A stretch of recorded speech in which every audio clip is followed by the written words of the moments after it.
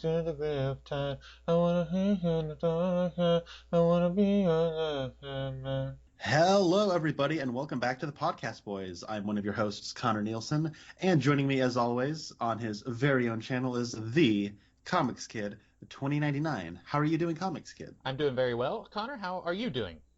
You know what? I'm doing pretty well. We're in that time that's between Thanksgiving and Christmas, so I guess the Christmas season has officially begun, and I like this time of year a lot.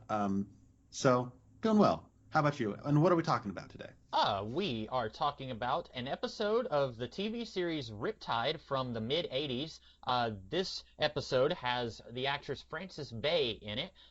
If you're new to this podcast, what Connor and I do, we talk about movies and TV shows that have someone who was affiliated with the TV series Twin Peaks. So Frances Bay played Mrs. Tremont in the TV series Twin Peaks and in the movie Fire Walk with Me. And I feel awful choosing this because while Frances Bay was the first person credited after the little theme song in this episode, she has, I think, 2 lines of dialogue in this episode. And when I was looking up the episode after I had chosen this, I saw that she was credited as librarian. And I thought, oh no, that means she's not going to have a big part. But then watching the episode, she's the first one credited. And I thought, okay, maybe she will have a big part. No, she's got about 2 lines of dialogue. This episode might be my least favorite thing that I have ever chosen for this podcast. And that includes the Scorpion King Battle for Redemption and the animated Wizard of Oz movie that we both hated. We both hated both of those. The thing is, this is only a 45-minute episode. And I watched it on YouTube at double speed, so I only put in 20 minutes of my life into this thing for free, and I still felt robbed. I can't explain it because, I mean, we wasted a lot more time on the Scorpion King and the Wizard of Oz movie, but I don't think there's anything redeeming about this episode. I really didn't like this. I don't know how you felt. I guess I should talk about the plot. Riptide, as I described it to Connor the last time we spoke, is basically Magnum P.I., but with a robot sidekick. The robot sidekick is absent in this episode. I don't know how many episodes the robot sidekick is in. You can see it in the opening intro of the episode, but it's not in this episode.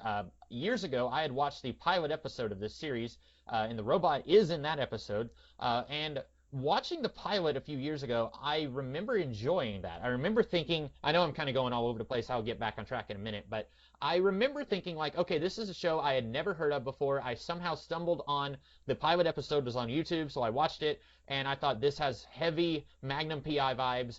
The guy, I guess, who was the showrunner, Stephen J. Cannell, I recognized that name, but I didn't know where I recognized it from. But he was involved with the Rockford Files, The Greatest American Hero. I think he did some stuff with the original Hawaii Five-0. So he was involved with a lot of those TV shows from the 80s that you've probably heard of before, the A-Team, Stingray, stuff like that. Wow, okay. So yeah, pretty big resume there. And when I had never heard of Riptide, I thought this is pretty much Magnum P.I. but with a robot. But watching that first episode, I thought this isn't bad. For something I had never heard of before, I kind of liked it. I enjoyed it. Then I watched this episode, and if this was the first one I had seen, I would have been very surprised to find out that this series lasted 3 seasons. And I would not have been surprised at all to find out that the series was canceled with season 3. Basically, you've got these 3 guys who run a detective agency, a private investigator thing.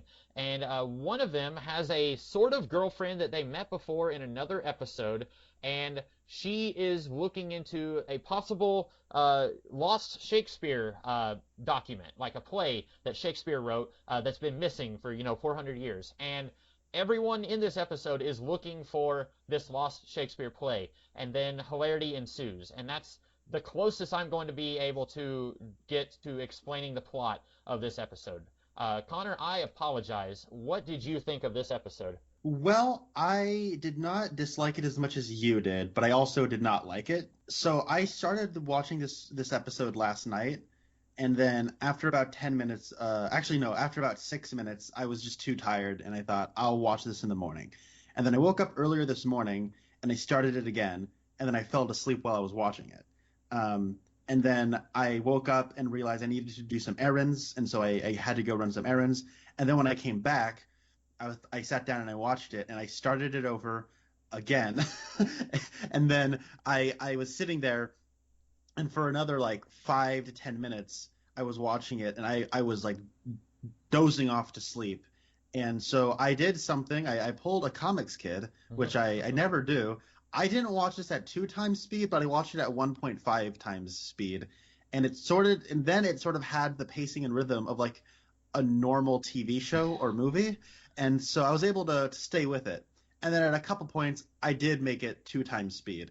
I did not like this. And I feel like in order to enjoy this in some level, I needed to increase the speed, but also B, I needed to like sort of look past this specific episode.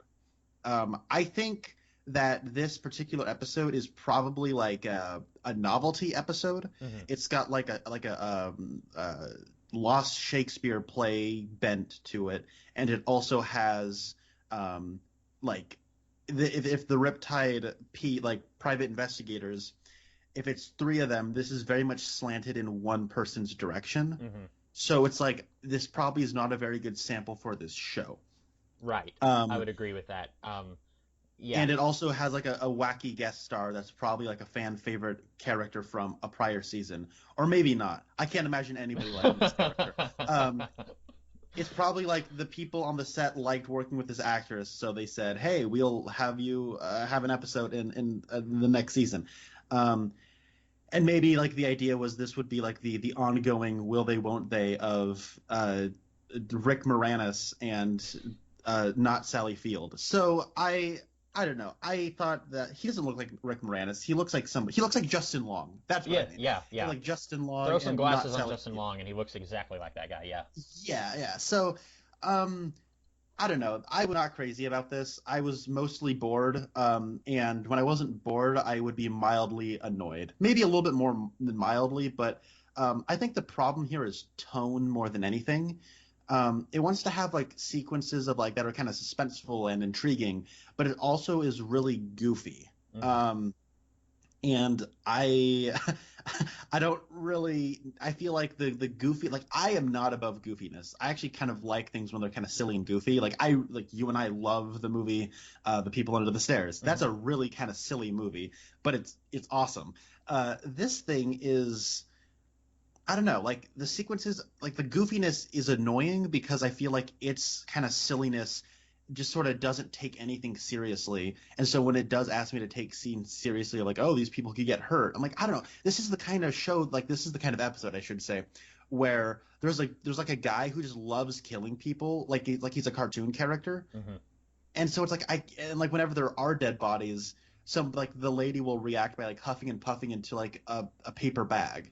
And that's supposed to be funny. And so it's like the risk of any of these people getting hurt is like deflated because anytime there's death or murder or killing or whatever, it's played completely for comedy. So like I don't really know like how to feel about anything happening, and I'm not acquainted with any of these characters, so I don't really care all that much. So I don't know. I had a hard time getting through it myself, but I didn't hate this the way you did. So why don't you get in line with your inner Sith and just let your hate flow. I need a comics kid rant. I love my comics kid rants. There are so many directions I could go. First of all, I agree with everything you said. This is not a good sample episode, and unlike a couple months ago, we talked about an episode of Quantum Leap. You were not very familiar with Quantum Leap, but I had seen quite a bit of it growing up, and so with that, and I feel like that episode of Quantum Leap, it was different than your average thing because it had more of a spooky, is he really a vampire thing going on, and that's not your average fare for that show, but you could still take that episode and show it to somebody unfamiliar with the premise, and you could still kind of get all of the stuff. Now, maybe if I went back and listened to our podcast on that episode, I might find that we didn't say that, but like, I feel like that episode still kind of explained, like, here's Sam. He jumps into people's bodies at different points in the past, and then, a mystery is solved. It wasn't good at doing the mystery, but it was at least good at telling newcomers to the show, here's what the show is about. And you're right, this is not very good at that. I wish I was, and this is totally on me, I wish I was a little bit more familiar with this series so that I could kind of guide us, like, okay, this is a thing that they do. But let's see, a rant. Why don't we talk about how all the development of the MacGuffin happens off screen. I know we're jumping to the very end of the episode, but so here's what happens. So there's this woman. Okay, so there's three guys. There's two action, hot and sexy guys. These are one of them has a mustache that looks ridiculous, but these are your leading men. They are the ones that all the girls want to be with and all the guys want to be. And then you have another guy who is the nerd. And I do not remember any of their names, so we're just going to say Action Guy 1, Action Guy 2, and Nerd. And I wish that I get the feeling the entire series is like, oh golly gee, I'm a nerd, and then the other two are like, yeah, we're really handsome and we can punch people and run and we're the action stars. I wish that the series had been more, and I don't know, maybe it was outside of this episode, but I wish it had been more of like, I will help you guys do this thing that you need help with, and you guys can help me with this thing I need help with. And it can be kind of we're even partners thing. Like, yeah, the nerd guy can be more of like an oracle type. yeah, and like he's like, you guys were absolutely helpless at, solving mysteries without my help. I came in and I did this basic thing, and now you're just raking in dough. But if we want, it's the 80s, so nerds have to be the laughing stock. So I'm just absolutely helpless with women. And there's one point they say, he's smiling. It's either a computer or a woman. And I thought, oh wow, that's weird. But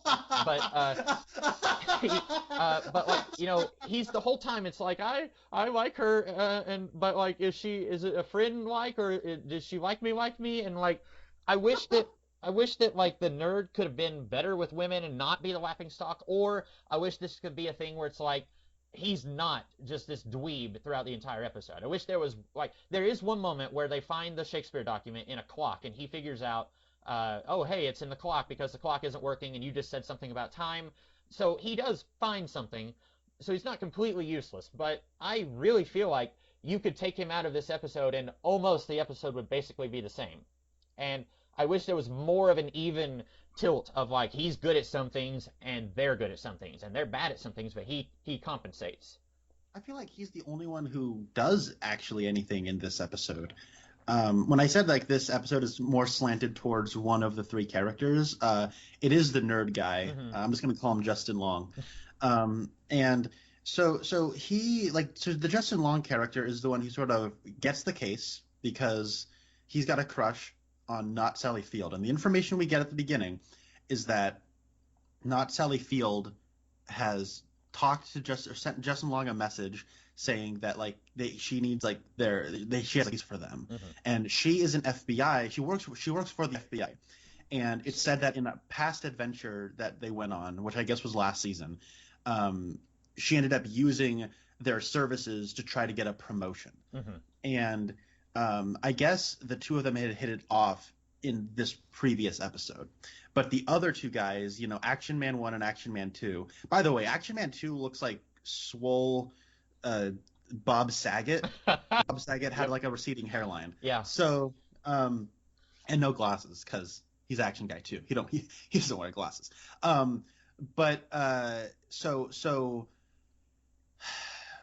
The two action guys seem to be kind of cynical towards the Sally Field girl because they think that she's just exploiting Justin Long's attraction to her to get a promotion. Mm-hmm. And he is just sort of all butterflies that she's reaching out again, and that he didn't like. I guess Justin Long knows that the two of them don't like her all that much because he's not telling them about the case until they get there. Right. Or at least like on the car ride there when they're getting close to meeting her, he finally tells them. So throughout it, like Action Man 1 and Action Man 2 are like interchangeable. They don't really do anything besides just kind of be like, give me a break. And then kind of run after people in like goofy montages. Mm-hmm. And that's about it. But like, you're right. Like the Justin Long character, he does find like he solves like the thing about the clock. But then later when they get sent to jail, he figures out that the lost Shakespeare manuscript that turns out to be a hoax, which that's all resolved off screen. Mm-hmm. Like that's in the coat or like in the dry cleaning or whatever at the laundry, whatever. And like they found tickets for dry cleaning or tickets for laundry or whatever in like a chest. And that goes to like that's where the manuscript is hidden. And he figures that out. I don't know about you. Maybe it's because I wasn't really paying all that much attention. or maybe it's because I was watching this at 1.5 speed. When did they find the tickets? Is it when they went? Is it when they went back to her apartment and opened up at the chest, or I what? I don't know. I watched this episode yesterday. I think part of it is, this already had a lot of work to try and make us like this premise and like these characters, and it wasn't doing a very good job with that. But I I think the whole plot is built around this conspiracy. There are all of these characters who want this manuscript for different reasons, and it's hard to keep up with it all. I almost think this should have been a two-parter because there's so much of this conspiracy that we are finding out about along the way, and it's hard to keep up with it. There's a guy in this. I knew I recognized him from somewhere, and I had no idea where it was from. He looked like he could have popped right out of a 1980s TV movie of Sherlock Holmes. He could have played Watson. It turns out he was in The Mummy. I know you are not a huge fan of that franchise, and he was in the Titanic. He was one of the like higher ups the Titanic movie. But he and this other guy who enjoys killing people, they are looking for the manuscript, and so like they're looking for it. And then there's also a reporter who is looking for a good story, and then there's a cop who thinks that Riptide investigations are involved in all these murders because there's at least two, maybe three murders that they are tied to just by discovering the body. And then the cop, you find out, is also working with the reporter. And then there's this other guy that the one who enjoys killing, like they're talking to him and they said like, oh, this one person, I think it's the librarian, she said that you're going to take the manuscript and you're going to try and sell it and cut us out. And so then they kill him. And so I can't tell if they were lying, if they were just trying to like even split between the two of us is more than a split between three of us, so let's just kill that guy, or if they were actually thought that he was trying to betray them. Like there's so much going on here, and it's so confusing because we don't know who any of these characters are, and I feel like we're spending as much time with them as we are the main characters, and we should be, if they're going to do a mystery story like this, we should be following the 3 or 4 main characters as they solve the mystery, I think. Yeah, and you're right, because of what they're doing, like the people who, like, because we're kind of splitting our attention between the Riptide guys and then like these other, like, we're privy to knowledge that they're not, where like we know who, like the conspiracy with the guy who likes to kill and the guy with the mustache, the fat guy with the mustache, and like all these other people. That means that scenes that are kind of important in terms of the Riptide guys just making discoveries and whatnot, that's like all off screen. Yeah. And so, like I'll tell you, I'll explain it this way because I don't think anybody's actually going to watch this episode. I hope they don't. I don't want anyone to do that. I doubt this will be one of the more popular Podcast Boys episodes that we do. But for those who do listen, so Frances Bay from a lot of David Lynch stuff, including Twin Peaks, she's like the first one dead, right? Yes, and then we meet well, Officer Dribble. There's a guy who has in the opening scene. There's a guy who had the document. Or okay, yeah. He dies. Yeah, but he's the one that's all tied around. But like yeah. the first of the 3 bodies that they get tied to is they're in the library. Okay, I'm gonna be perfectly honest. I didn't realize she was a librarian until she got murdered. Mm-hmm. Because it just cuts to her and she picks up a phone and says, "This is a thing that is happening." I'm like, okay, so now there's a 4th party that's involved. Mm-hmm. Who is she? And then she gets stabbed and went, "Oh, she's a librarian. Oh, it broke my brain." Anyway, sorry, but like, so she gets killed, and then they call the cops, and then the cop shows up, and I don't remember his name. It was led to like a really annoying joke. I'm just gonna call him Officer. Yeah. Oh, Stupid. Like that's right. 5 times they're like, Officer Stupid, and he's like, that's stupid with an N. And I was like, it's not funny once, it's not funny 5 times, and they keep doing it. And I was like, is this what passed for humor in the 80s? Like, it's not funny. You're right.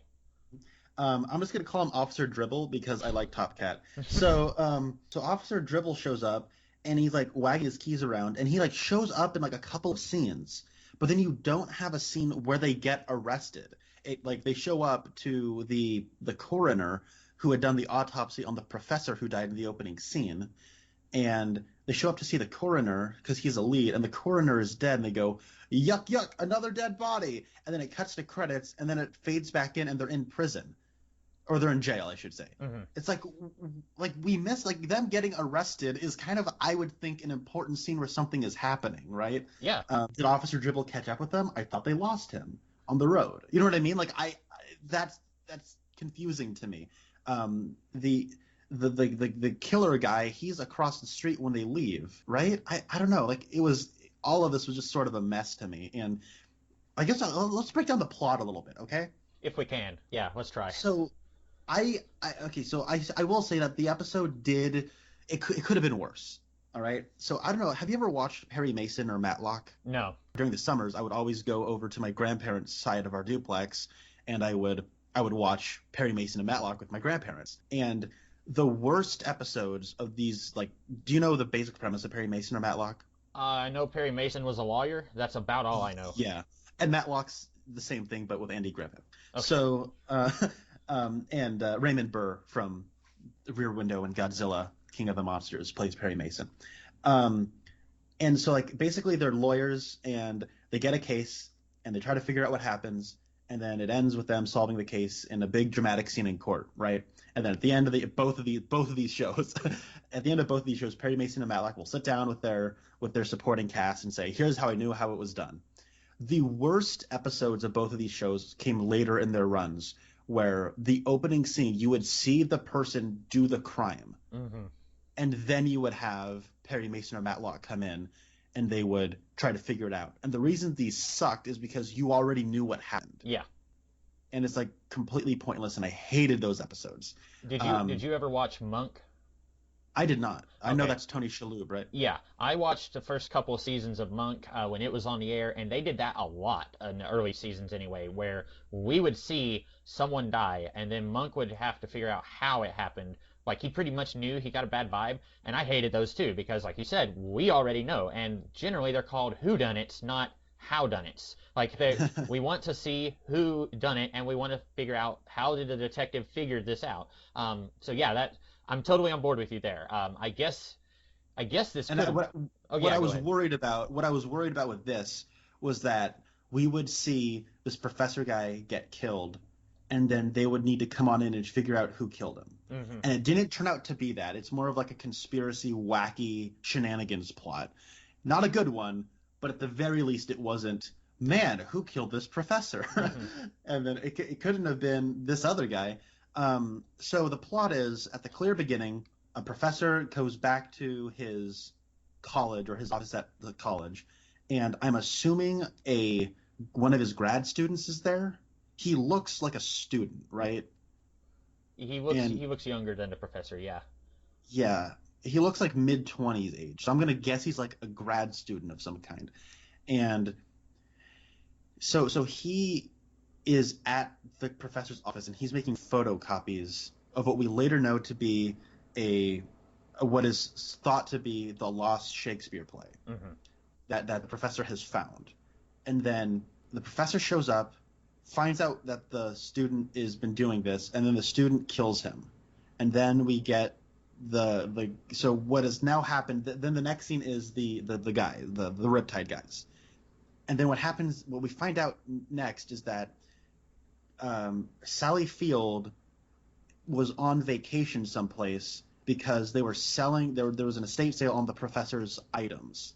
And then she had purchased several pieces of furniture, and one of those was a trunk. And because she purchased this trunk that people didn't know the contents of, a journalist who's like kind of knows about like the professor's connection to the lost Shakespeare play is kind of spying on her, as opposed to just talking to her for reasons I will never know. And so because there's like this guy, this journalist following her around, that's why she got in contact with the Riptide guys, right? That's the premise of this episode. Yeah, because she, like you said, she sees people following her, and then when we first see her, she's dressed up like an old woman, but she still looks 35.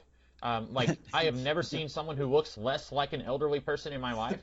And then, like, she sees the person following her, and he, like, reaches into his jacket, so you think he's going to try and shoot her, but then she runs the other way, and then it turns out it's just the reporter, and he's just looking for a story. You're doing a great job, by the way. I was lost watching this. It was so confusing. Well, the reason it's confusing is because they will just like sit down and just say, "Oh yeah, so basically I went to this estate sale to get some furniture, and it turns out that there's some Shakespeare." And I'm like, well, hold on. And now I watched the beginning of this episode like 3 times, so I feel like if I didn't know what was happening, I'd be doing something wrong. Because like a lot of it is just kind of given in really matter of fact dialogue, and these are things we should be seeing. Mm-hmm. We don't need to see the professor get killed. Right. Yeah. Get that out of here. Just say there was a professor, and he died. And like, how about all that stuff? We start off with the Sally Field girl. She goes to an estate sale and she buys a trunk, and then and while she's at the estate sale, you find out information about this professor, about the guy who died, and then you cut to the Riptide guys, and it turns out that in between the last 2 scenes, or like maybe the first scene ends with like she looks over her shoulder and there's like a reporter guy kind of giving her the eye. Next scene, Riptide guys are going on to a case because one of them got reached out from Sally Field. You know what I mean? Like, do something like that. Like I that seems so obvious to me. Yeah. But then there's like all this other stuff about like the guy with the mustache, and like at the end of it when they're like doing the Perry Mason thing where they're all sitting around a table explaining kind of what was happening. I was like so over the movie by that point, but I was also really confused about the professor was in cahoot because like it's just said in this final scene super casually, oh yeah, as it turns out the missing Shakespeare thing, it was just a hoax. It's like, what? Yeah, that was really, I mean, fortunately that happened at the end of the episode, because that was what broke me with this one, where like we're at a part where the Riptide guys are in one cell, and right next to them is the woman, and then Winston from the Mummy comes in and says, "I'm with the FBI. You can come with me, ma'am." And the other guys are like, "Hey, we're friends of hers." And he says, "That's too bad. You're staying in your cell." And then they get her in the car, and then as soon as she's in the car, the guy like turns around and has a gun in her face, and then the Riptide guys figure out, wait a minute, I've seen that guy somewhere before, and so then they trick some cops to come in and open the cell and come into the cell, and then they escape, steal the keys from the cops, and lock the cops in the cell. They steal a cop car, they run away, they chase Winston from the Mummy, and then all the papers fall in the ocean. Then cut to commercial break, and then all the papers fall in the ocean, and then the cops come and surround them, and then cut to commercial, and then all of our heroes are just chilling out at a table, and she's like, "Wow, I can't believe you guys gave me credit for solving this." And I was like, "What? We just missed like the entire plot of the episode in between like commercial breaks, because like everything that's important about this episode happens off screen." Like, and then they say like, yeah, it turns out, and basically these guys somehow figured all this out, but they give the credit to her, and then she gets a call from the FBI that they want to promote her, and then she starts, breathing through the bags. Haha, isn't it funny? She's hyperventilating. And now she's breathing through so many bags. Yeah. Whoa. But like, all the stuff where they're like, oh, by the way, the whole thing propelling the plot of this episode, turns out it was fake. And I think that's something we should have seen happen on screen. Like, it's a really bad episode. To backtrack a little bit, it all sort of wraps up in they're in prison, and they figure out that, I guess inside the trunk she had acquired, there were tickets to like a coat check or a dry cleaning or a laundromat or whatever. And it turns out that that's where the manuscript is. Why it's there beats me. So Sally Field gets it, and then they go to a dock where everybody is trying to grab it out of her hands, and then like she just kind of goes whoa and like throws it all up in the air, and then all the pages go into the ocean, and then all the people jump inside of the river or inside the ocean or whatever to try to get the pieces, and she's like, oh I ruined it, whoa what was me, I ruined it, I destroyed it. And it's like, wow, that's really stupid and annoying. Like, that always bugs me. It's like we got this MacGuffin of extreme importance. It's a lost Shakespeare play, and then we just destroy it. And I'm like, wow, man, you're an idiot, lady. You're like so incompetent. Like it just frustrates me. Just like everybody's incompetent in this episode. So everybody's kind of stupid, and that always kind of bugs me. Her most of all, and then it's like they almost realize like that's a really annoying note to end the episode on, so they have to backtrack and say, well, it was actually a hoax. Okay. Well, so they hold on. There was a detail I was trying to like get to with this though. Is like they say it's a hoax, and that like the professor was in cahoots with somebody else to make the hoax. Who was that somebody else? I have no idea. I wish I remembered. like I said, there was about 15 characters in this conspiracy, not quite, but there was like 5 or 6 characters we were having to keep up with on top of the 4 heroes. And then there was the professor who died at the beginning of the episode. So when they started naming names in the very rushed denouement at the end, I could not keep up with them. Yeah, was it the guy with the mustache? Because he seemed to be the one who wanted to play, and it was all like, the plot of it is kind of nonsensical, and I thought that the characters were annoying, and I thought that it seemed like nobody was really getting anything out of this. Like, the Sally Field girl doesn't care about Shakespeare; she just wants a promotion. Mm-hmm. The Justin Long looking guy, he wants the girl, and he doesn't really care about Shakespeare. And then you have like the action guys who don't. I think one of them says they would much rather be anywhere than here. And maybe that was just the actor talking, and they caught it on camera. But like that was all like they don't care about Shakespeare. What if like one of the like brawny, action guys is actually like a Shakespeare nut, and they actually develop an interest in the case, and you have one of them who doesn't really care, one of them who's in it for the MacGuffin, and one of them who's in it for the girl. That would you have have been great. Then you have 3 characters. You know what I mean? Yeah. And then at the end when she drops all the pages in the ocean, the guy can pick her up and throw her in the ocean. Like, how could you do it? No. Or maybe he's the one who figures out it's a hoax because he's a Shakespeare expert. You know what I mean? Like something. Give me something. The whole thing just feels really useless and like a TV show that's in its 3rd season and out of steam. So you are right on the money. I was thinking earlier, and I didn't even put this in my notes. I was thinking like it would be great if we could have some kind of not necessarily personality, although that too, but something to distinguish our 2 action guys at least. Because as annoying as I found the nerd guy, at least I can tell him apart from the other 2. But the other 2 guys, if you turned off the lights, you wouldn't be able to tell them apart. Like their dialogue, they're both action stars, they're both hot, there's nothing distinguishing them. And so like, you're right, it would have been great if one of them could have been like a closet Shakespeare nut, and you could find that out at some point. And this was in a time where TV shows didn't really do continuity, so if he's a Shakespeare nut here, they probably would have discarded it and they wouldn't have referenced that again, and it's fine because this is like 4 episodes before the series ends. But I think they should have done something like that. You're right, that would have made it better. Yeah. By the way, no need to feel bad. Now you know how I felt when I picked Whiplash. Now I love Whiplash. What I'm getting at is that like I picked that for Chris Mulkey, thinking that he played Andrew Neiman's dad when that was actually Paul Reiser, and Chris Mulkey played the uncle in one scene of the movie. Now, I think that one scene of Whiplash, he has more screen time and dialogue than Frances Bay has in this entire episode. To the degree where I thought, why would you even get like Frances Bay? I mean, I know she's not even like a name, right? But it's just such a weird. I don't know. It was weird. Why even have that character to be like that? That's the degree where I would say, not even why do you get like an actress? Mm-hmm. Why do you even have like a character there to begin? Yeah, because it could have just been, because there's one part where it's either Winston from The Mummy or it's the other guy, the one who killed the professor. They like pull some books out and they're spying on them in the library. Oh, that's the journalist. Okay, well, you could have done something like that. You could have just said Winston or the other guy is spying on them, and they put the little microchip in the lamp. You didn't have to have the librarian doing it. You're right. There didn't have to be a character with a example of 2 lines of dialogue who is another link in this chain.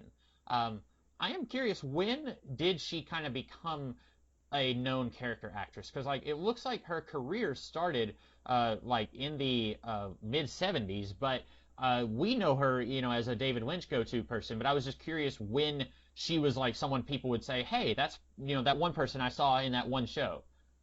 I don't think she ever was. Oh, okay. Like, I think she was probably.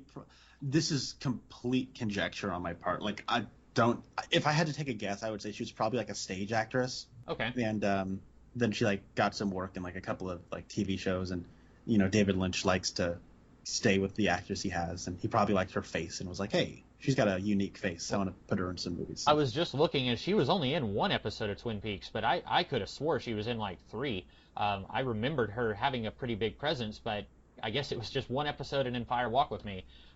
Yeah, that's right. She plays Aunt Barbara in Blue Velvet, And Oh, then yeah. she only has that one. Yeah, I guess like her scene in the season 2 premiere of Twin Peaks is pretty memorable Hmm. with the little magician kid. And like they go back to her house in a later episode, but that's when like the person who lives there is not actually the old woman and the Right. child. A different And yeah. like yeah, it's a different Mrs. Tremont. And so like I think that's maybe what you're thinking of, because like her presence, you're right, it is felt throughout a few episodes. I guess until you said that, I completely like I also thought she was in multiple episodes because she is in Fire Walk with Me. Hmm. Um, did you have anything else you wanted to say about this episode? Yeah, I think that you would describe this as like a Magnum PI knockoff, and you're probably right. And I was thinking like when this started off, I was like, oh, this could probably be a show I could enjoy in a guilty pleasure capacity. Where it's basically like three guys, they more or less are like Magnum PI meets Scooby Doo. And like, you know, every week they go to a different location and they like kind of have like a goofy mystery thing going on. And I don't know, I think there's something kind of there. And like the opening credits is like, look at explosions, babes, brawn, cars, check it out. Like, you know, in a kind of like retro dated way, this could be a lot of fun to watch. And then I watched the episode. So I don't know, maybe I'll watch the premiere. A robot sidekick sounds pretty cool. I guess my question is, when you watched the premiere, were there the three guys, or was there just like Mustache Man and Robot? No, I think it was all three of these guys. Definitely the nerd was in the first episode because he's the one Okay. who built the robot. But then, did you ever watch Friends?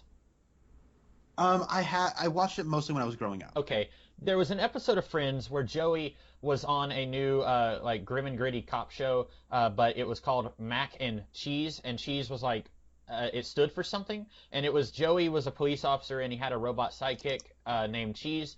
The robot kind of reminds me of that. Maybe not quite that goofy because that was intentionally silly, but anyone who's watched Friends probably remembers that clip. But the robot, I remember when I watched the episode, I was like, this is more enjoyable than I thought, but the robot was the thing I disliked the most. But maybe if you went into it wanting that, then you would probably like it a little more.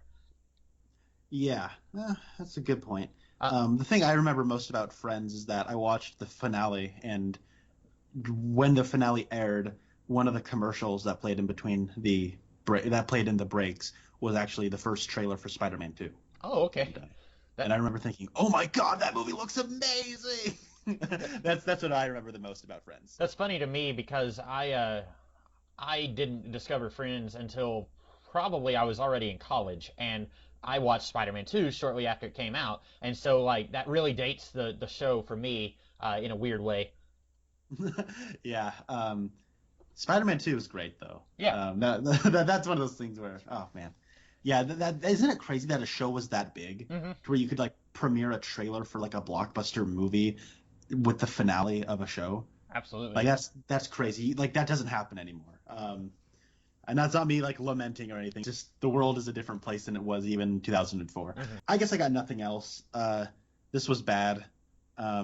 I did not like I think we're probably underselling. There's a lot of comedy in this episode, and I did not like the comedy. Okay, I was going to say, am I just being hyperbolic, or was there anything worthwhile here? Like there was there's the paper bag thing. There's the stupid with an N.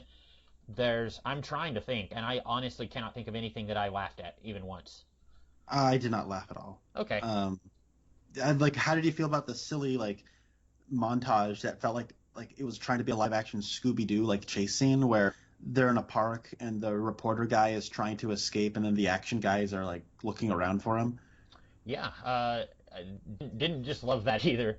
Um, I mean, I was watching that and that was one of those things where I'm like, okay, like at the very least in like a Scooby Doo episode, they're in a house and like they'll be like confined to like one location that is kind of easy to get lost in, like a house or something, right? mhm. An old spooky house.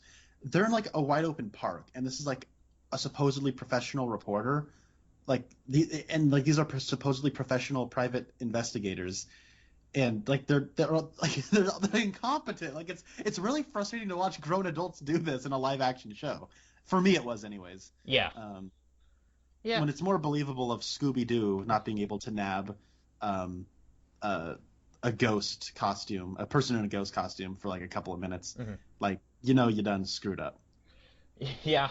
And if this had been an episode of Scooby-Doo, I would have been so much more forgiving because I feel like I have lower standards for Scooby-Doo. Like it's a couple of idiots and then a few competent people who rely on the idiots to do stuff.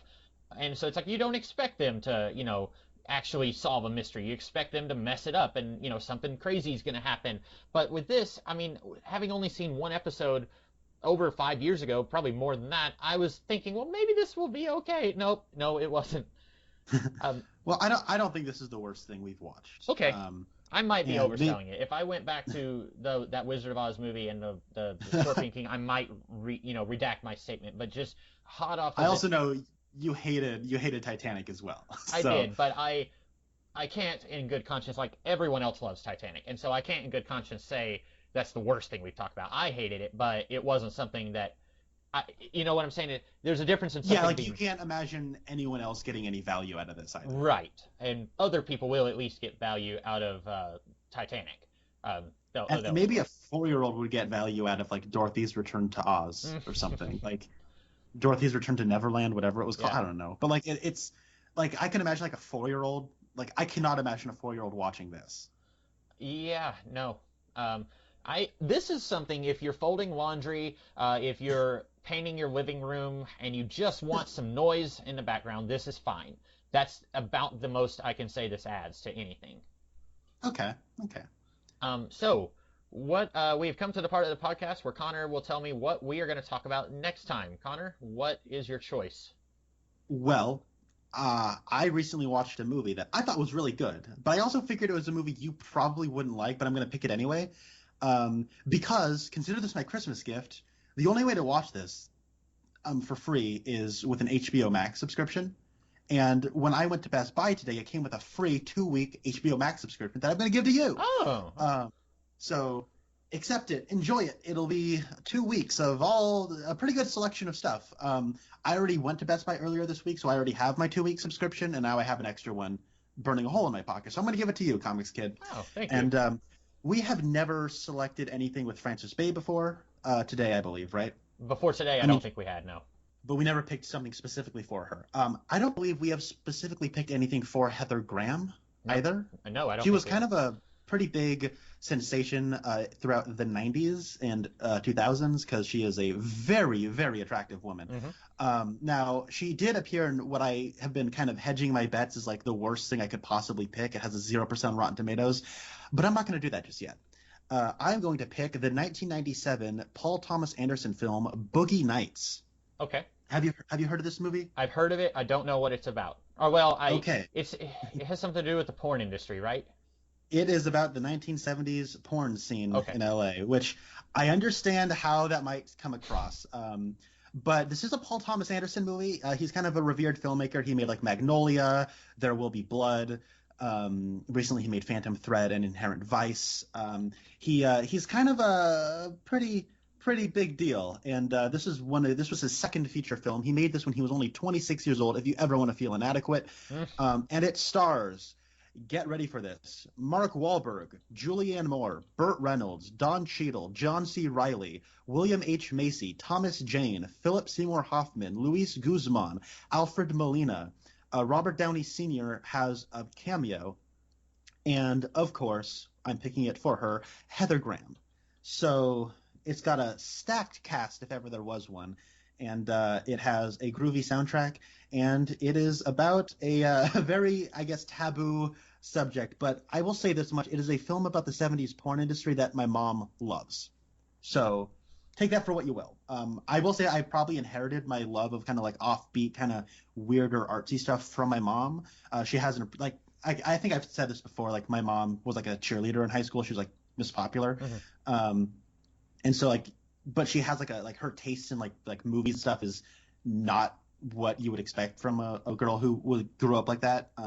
So she kind of likes kind of weirder, off-kilter stuff. Like, she's the one who actually, when I told her when I was first watching Twin Peaks, she was like, I love that show. So I think that's probably where I get it from. But she really loves Boogie Nights, and so I think, You might like it, you might not. It's 2.5 hours long, but my apology for that is you get 2 weeks free of HBO Max. Well, there you go. Yeah, I'm excited. I get Paul Thomas Anderson confused with Paul W.S. Anderson, who has an entirely different career. Paul W.S. Anderson almost exclusively directs and writes what can charitably be called garbage, like the Resident Evil movies, like Mortal Kombat. So they're just two completely different career choices and directions that these two men took, but their names are so similar that every time I hear one, I keep thinking, is that the other guy? That's And then not to be confused, there's Paul W.S. Anderson and there's also Wes Anderson. Right. Who also very different from either of those two men. Probably the one of the Anderson brothers, if we can call him that I'm actually familiar. I'm a little bit familiar with some of his work. We'll talk about that the next time. And that's all for today. So I am the Comics Kid 2099. And I'm Connor Nielsen. And we'll see you guys in the future. Have a good one. Baby, coming down to the Riptide. I wanna hear you in the dark. I wanna be your love, man.